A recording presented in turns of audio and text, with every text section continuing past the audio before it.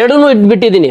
Original ಇದೆ, duplicate ತೋರಿಸ್ಬೇಡಣ. ಸುಮ್ಮನೆ customer ಬಂದ್ರೆ ಏನಾಗುತ್ತೆ, ಇದು ಬುಕಾಟಿ ಅದೇ ಸೇಮ್ ತರ ಕಾಣಿಸ್ತಾ ಇದಾರೆ ಅಂತ ಹೇಳ್ತಾರೆ. ನೋಡಿ ಸರ್, ಇದು ನೋಡ್ರೆ ಫಿನಿಶಿಂಗ್ ನೋಡಿ ಹೆಂಗಿರೋದು, ಬೇರೆ ಫಿನಿಶಿಂಗ್. ಇದು ಎಷ್ಟು ದಪ್ಪ ಇರೋದು ನೋಡಿ, ದಿಸ್ ಆಲ್ಮೋಸ್ಟ್ 8 ಇಂಚಸ್.